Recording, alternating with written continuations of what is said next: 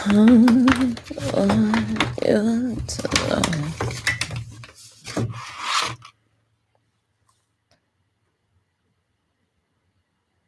not what I talked about.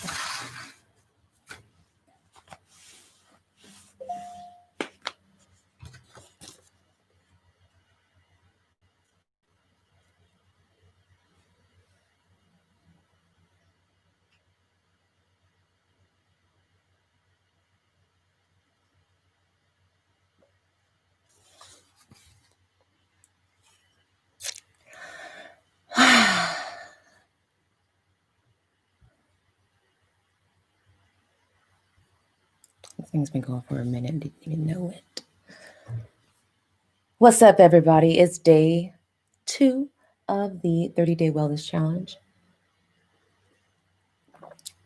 As you can see, I'm being healthy, drinking my water,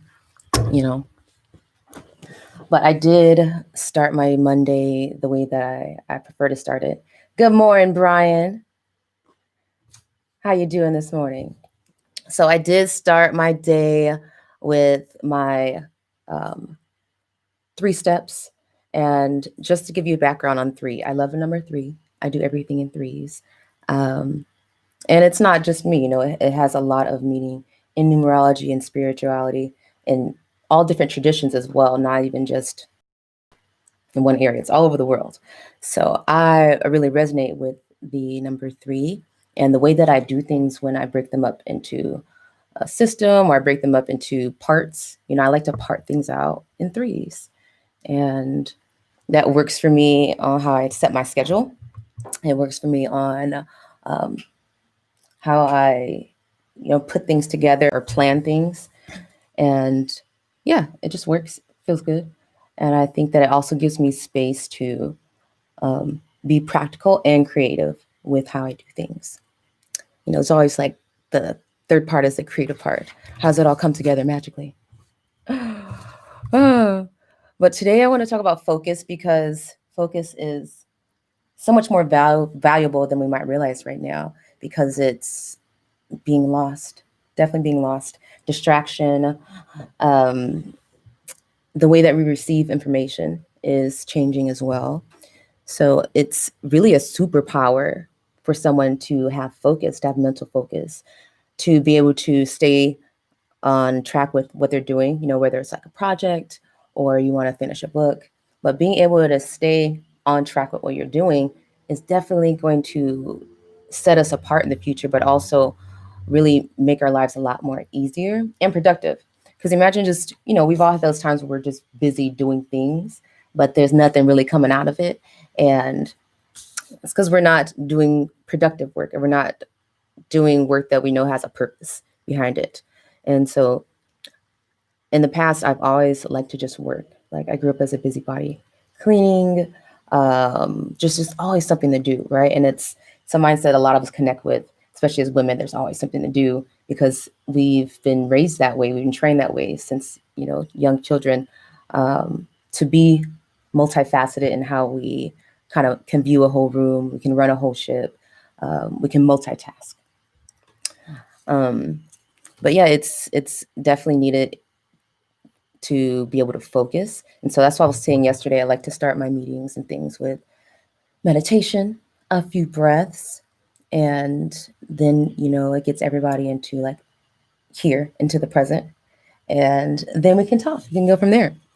But I have 3 things that I do to create focus on a regular basis. And then I also have like a system that is freeze. So every day I meditate, move, and create, right? So meditate could be, doesn't always mean sitting down and doing my visual or elemental meditations. Sometimes it's creating a meditation, working with music. Sometimes it's doing a sound healing with a bowl. It can be a lot of different things. Sometimes it's just working out, doing my vocal lessons, right? So that mindfulness practice of focusing on that one thing, just my breath, how it feels, how sound feels coming out of my throat, and really putting attention on my throat chakra. So those are different mindfulness practices that a lot of us already do that we don't acknowledge. But if we acknowledge them, it's like, oh yeah, like I already do this. So you can just do a little bit more of that. It's not too much of It's not too hard of a thing for you to accomplish. The other thing I like to do is, so I said meditate, move. Movement could be dancing, working out. I like jump roping. So jumping was what I did today. Sometimes I go hiking. And last time I went hiking last week, the fires were like, the sky was blazing. Okay, it wasn't that bad. There was like a dark cloud in the sky, but you can see the plumes of smoke coming from the OC. And I didn't know about it because I don't watch any news. So a lot of times I'm oblivious to what's happening on the outside of the world, or I get the information late. And so I found out from being outside, I'm like, oh shit, there's fires. That's what they're talking about. But the air was not the best quality. And I don't know if I shared this on here, but I used to have really bad asthma. So growing up with the nebulizer, you gotta sit on the machine, can't hear the TV, can't hear nothing.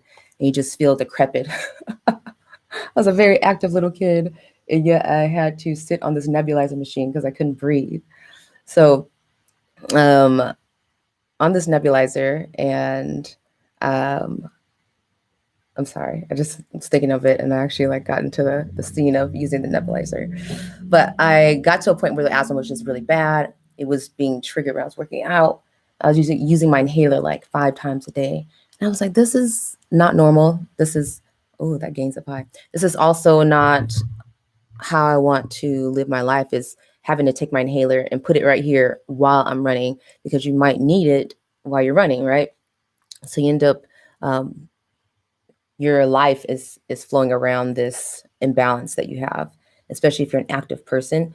It really affects how you feel, because you feel good being active, right? Then at the same time, when you're active, you might die because you can't breathe.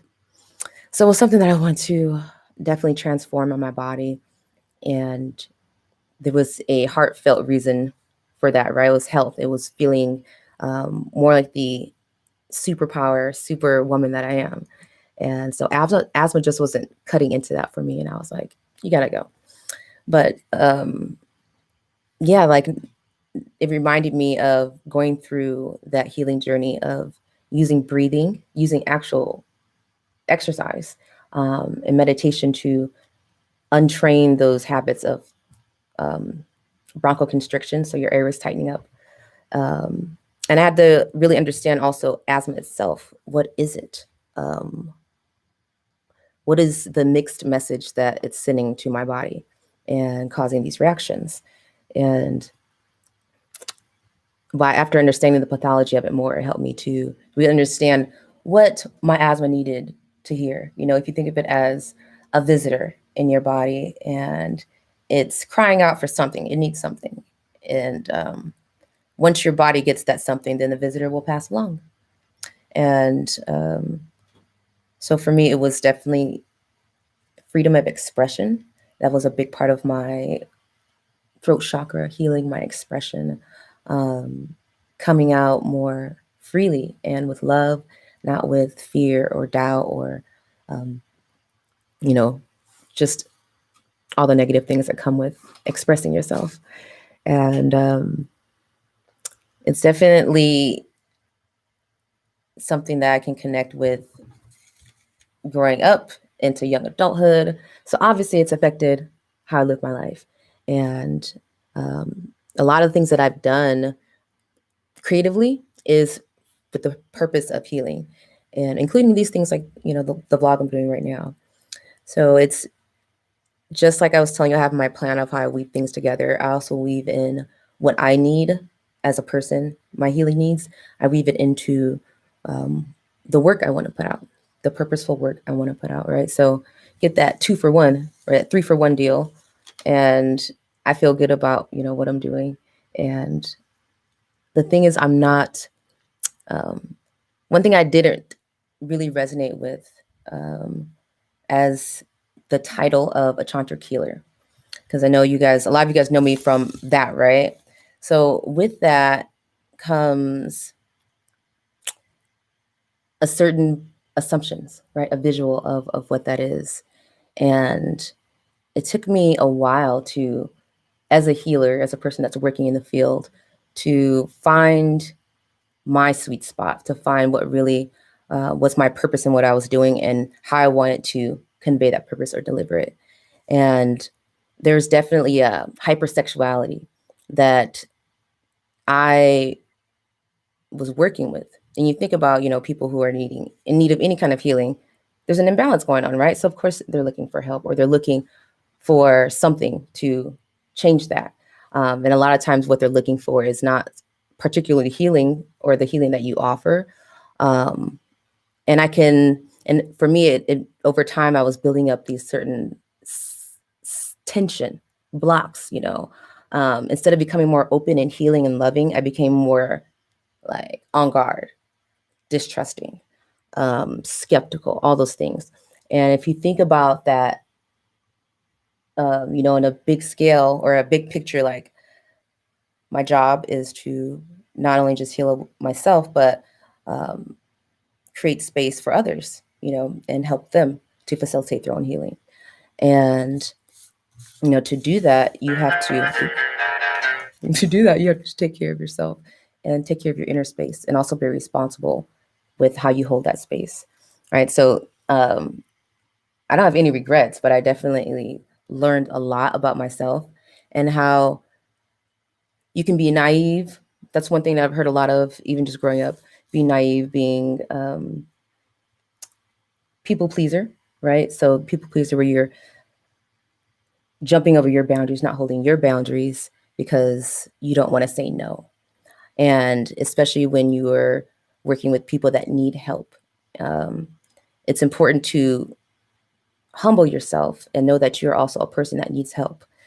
And that brings me back to what I was saying about the title of Tantric Healer too. A lot of times people will come to you and put you on this pedestal and forget that you're a normal person.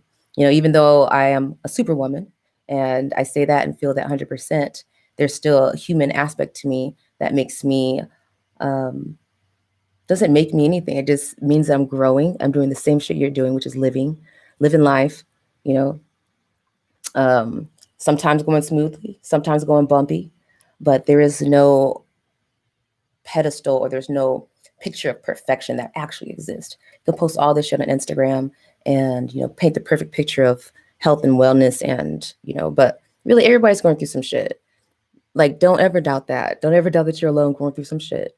And what I've learned is to go through this shit more gracefully. Like, it's going to happen. Life happens as far as it's always moving. And because it's always moving, there's chances and opportunities for things to happen, right? If you're engaged in life, you see that there's a lot of shit happening at every moment. So for me, it's just important to stay present with your journey, where you're at, and also humble yourself and know that everybody else is on their journey where they're at. So there's no more, there's no, I'm more woke than you, I'm more conscious or aware than you. I mean, if we're going to put it on a scale and go by actions, yeah, that could be true. But does that mean good or bad? Is that better or worse? Is that more or less? It's none of those things. It is what it is. It's existence. It's life.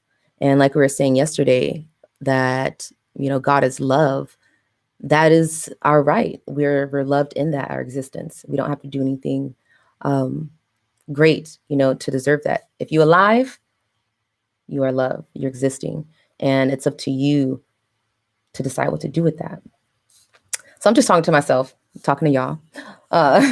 But one of the other things I do for focus is visuals. I'm such a visual learner. I will draw a picture. I'll draw a little pictograph. Let me see if I have anything to show you in here. So even just this, like I'll draw a list every day of like who needs to do what or what needs to get done. I mean, there's food on it because I do everything on this clipboard. This is like my little work clipboard. I take it with me everywhere. That is our right. Exactly, Brian. It's our right to live, right? Like the humanity is, it seems simple. It seems like it's, human rights. We should all have it. We should all, want everybody else to have them. But I feel like we've definitely lost our way of what human rights are. Or they've gotten limited on the low and we didn't realize it, that the things that we're fighting for are things that can't be taken away from us. And if you continue to fight for things that can never be taken away from you, then it's like you are participating in this loop of just bullshit, you know? Not real freedom. You have a blessed day too, Brian. So yeah, that's how I do my focus thing, y'all. This is actually getting easier. I'm just gonna bust this one out, and I want to talk about my video really quick because I have a video, right? And I posted it on YouTube unlisted so that I could just, see how it looked, the quality. And the thing, y'all, has a copyright claim on it. And so I look at it, and I have a license for it, right? I have a limited license on it. So I'm not really worried, but the way that they do it on YouTube is they will have the other artist or whoever handle that, or the person that's putting the claim on you, right? So I don't know how that's going to go. It's my first time dealing with anything like that, but hopefully it's all right. It's okay. And either way, I'm still going to put the video out. It's ready. It looks beautiful.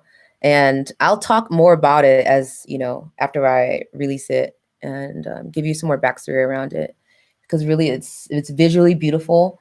And the way that I did the video was the same way I did the song, which is it's more of the energy that's put out versus digging deep into the lyrics or the story.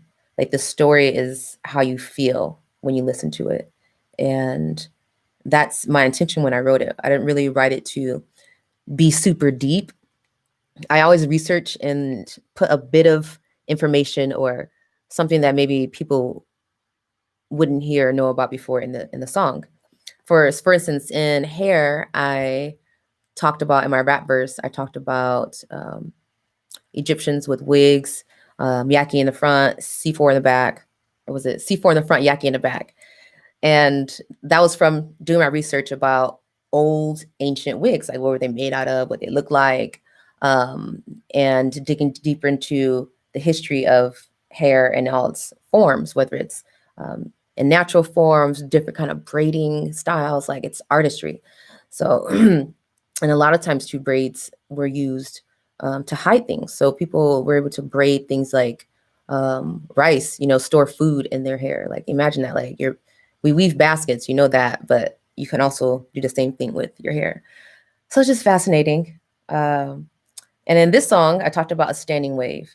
And that was probably like my one bit of information that I wanted to really elaborate on about energy and vibrations.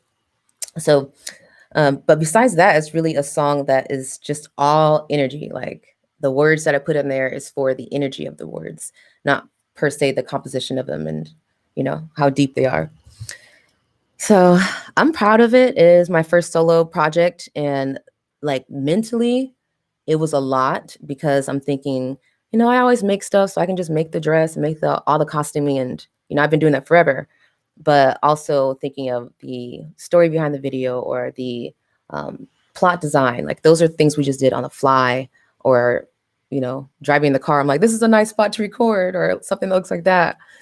So we put it together, and it's all about the energy, and I'm happy about it. So I hope this copyright claim comes up, and either way, I'm still going to post it.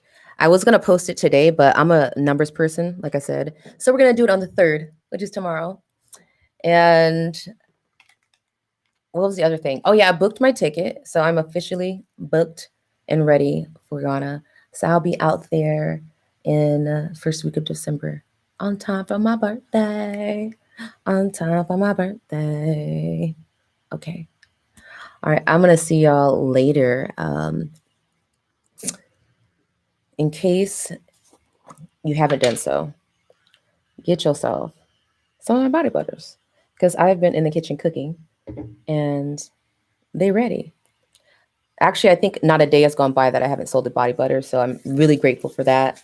And like the reception, the reactions to it is just exactly what I would expect because I've been using it for years and I'm doing pretty good skin wise, health wise. So I'm not experimenting on nobody. Like these are things that people have been doing for centuries, like shea butter, castor oil, coconut oil. It's ancient stuff. And it's from the earth. Everything I use is from the earth. And that's what makes me feel confident in it and trust it because there's nothing I can't pronounce. There's no chemicals. I can eat it. Like I actually ate some shea butter yesterday. I didn't eat it, but I tasted it. All right. I'm going to be on My Strange Addiction, the new season, eating tubs of shea butter. And you guys are going to have to come in and give me a therapy session, see what the root of my pseudophagia is. But I guess shea butter wouldn't be pseudophagia. It would just be like some kind of OCD with a substance that's not typically food. But yeah, thank you guys for joining me. Lead with Love is day 2. And I just did what I was supposed to do. So what did you do? Did you do what you're supposed to do? Do you have your goal for this month? Or even if you want to extend it to the end of the year, but let's get some goals together that we know we can accomplish because we know that it's in us and we want it and we're ready to do it. So if you're not ready, then don't even lie to yourself. Be like, I'm gonna watch these videos and maybe like be inspired or be entertained and I'll catch on or I'll jump in when I'm ready. So you got to be honest with yourself. And I know I started this month because I know that I'm ready. I got like a whole line of motivating factors in line. Those are the things that I need. And so yeah, I feel ready. I'm already doing it. So we good. All right. I'll talk to you guys later. Leave with love. Buy some body butter at greenbodywellness.com. And slather it on yourself. It's getting dry out there. Winter's upon us, and the shea butter must be upon us. All right? It's Green Body, baby.